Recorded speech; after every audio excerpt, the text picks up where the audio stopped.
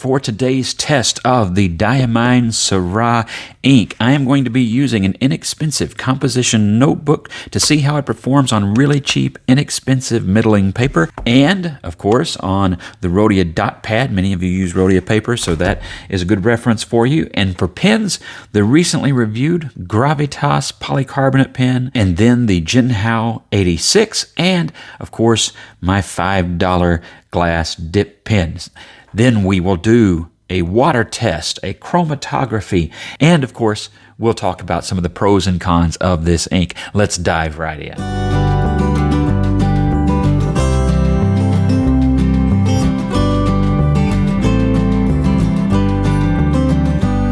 Okay, let's start off with this Rhodia dot pad, and let me say I apologize if the lawnmower outside gets a little too loud. Neighbor hasn't fired up that zero turn in 6 months, and the second I hit record, whoop, there it is. So you know how that goes, right? Anyway, I love it though. It's the soundtrack of summer, and he's a good neighbor. Not a problem. Anyway, Rhodia dot pad paper. I started out here with the Gravitas polycarbonate with a number 6 Jowo nib, and then the glass dip pen, and we'll do the Jinhao here in just a moment.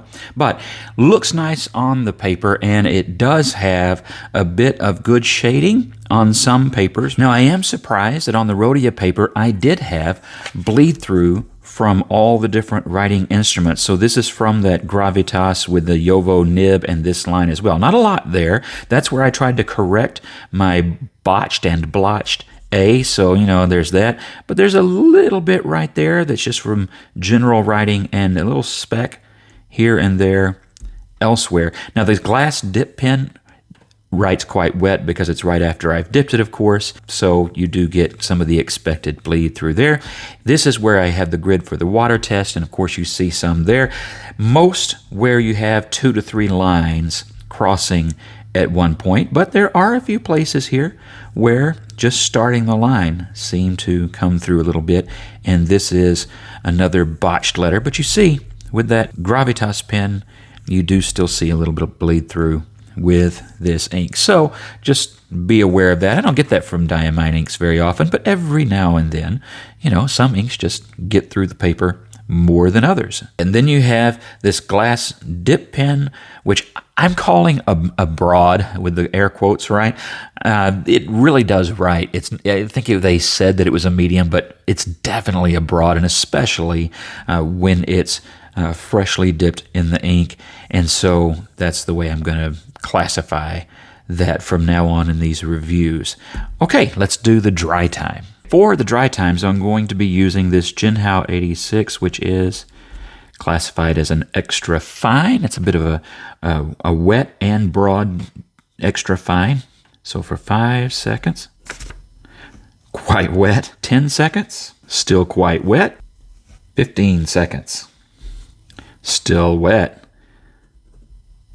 30 seconds, just a little bit wet. Let's do 60 just for fun here. Okay, and after 60 seconds, it is just almost dry. There's just a little bit of a faint bit of wetness that was left. But let me just say this. When I was making this grid, I did not have to wait a minute. 30 seconds was plenty because, and this is more normal, these blotches are going to take a little bit longer to dry, so just keep that in mind. Okay, now let's see how it performs on really inexpensive Dollar General paper. This is made in India for Dollar General, and lots of great fountain pen friendly papers come out of India. This one is not the most fountain pen friendly, but it does in a pinch. You're going to get bleed through on a lot of well-behaved inks. That's what I'm going to say. I have some Monteverde ink in this paper, and it does come through a little bit, and I find Monteverde inks, I rarely have problems with them even on cheap paper. So this is kind of the other end of the spectrum from Rhodia, or especially from Tomoe River, which we'll look at here in a second as well. Anyway, so this is it with the Jinhao 86 Extra Fine, and it performed pretty decently. The Gravitas number 6 with the Jowo medium nib and the glass dip pen all written here, and all of this is that glass dip pen. Okay, so as expected, you do get some bleed through, and this is the Jinhao 86, and you've got it on that downstroke of the D. You have it here on the H, a little bit there, but just in bits and pieces. Not everything came through.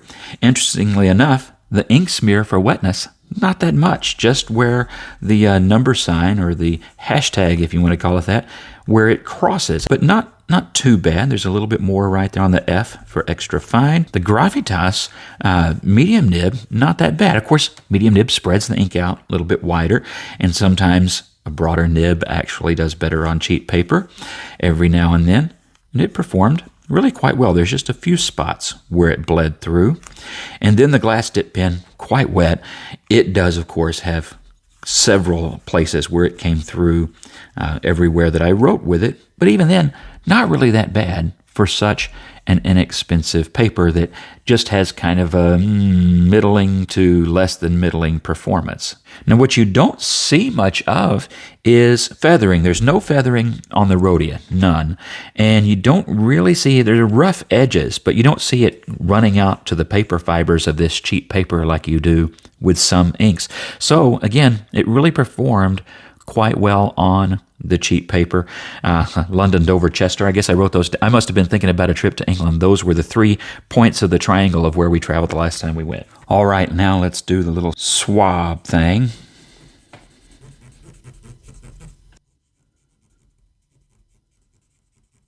Now, I know some of you always wonder, why do we do this? When we write with a fountain pen, it's not going to look just like that. How is that even useful for a fountain pen user? Well, for many, it won't be. Obviously, your ink is going to look much more like this, and this may or may not tell you anything. But there are a couple of reasons to do this in an ink test, and one of those is a lot of people use fountain pen inks for more artistic purposes, and they need to fill drawings and sketches and things like that. And then an ink swatch like this does actually give them useful information. So that's why I always include these. I know that question comes up every now and then in the comments. And the next thing that I really like to do is chromatography. Now, not all of you find this particularly useful either, but that's okay. Not everything has to be useful. Sometimes it's just interesting and fun, and for some of us, this is. We like to see what colors make up a particular ink color. And if you ever decide to dabble in your own ink making, you might need to know some of these color combinations, because sometimes they're intuitive and sometimes they're not. Anyway, I like to do this, and sometime I'll do a video on how I do mine. I think most of us do them in a very similar fashion, and this one is as interesting as all the others.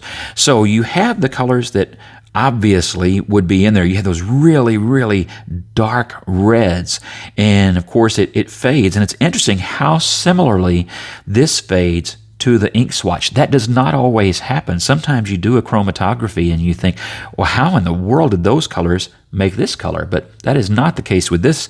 However, what I do find interesting about this one is how much of this purple and blue stays up here at the very top, while the rest fades out to kind of a very light, almost lavender color here at the bottom of the chromatography. I find that interesting. Maybe some of you could tell us why you're into this sort of thing and have a greater knowledge base. I'm new at this myself.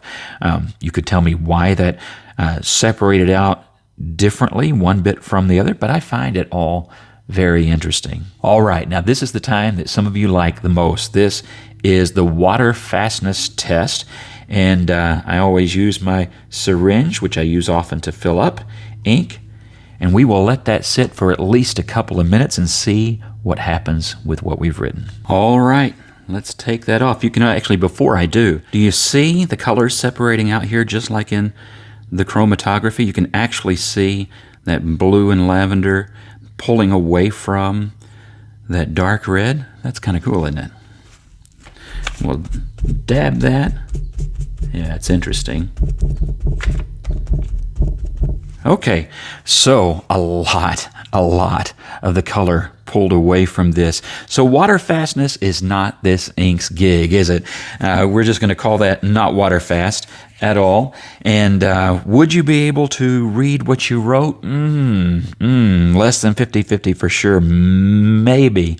Much longer, and it's going to fade. You can see all that's going to be left on the paper is going to be this very faint blue with a lavender hue here at the very bottom, and that's about that. So I would not rely on this to be water fast at all, but it is a really lovely ink, and this is on Tomoe River paper. This is a Lockby notebook, a refill notebook.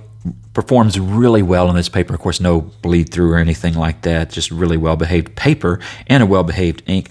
But as you can see, you get some good shading on a paper like this. Although in that extra fine, it wrote quite dark and well-saturated and no real shading there all that much. So there you go. If you're looking for a nice Syrah wine-colored ink, this really is a pretty one, and I think that you'll like it, and I hope that you've enjoyed this ink test. Comment below. What do you think? Is this your favorite red? Is there another favorite red? What do you look for in your own choices for a red ink? God bless you, and have a great day.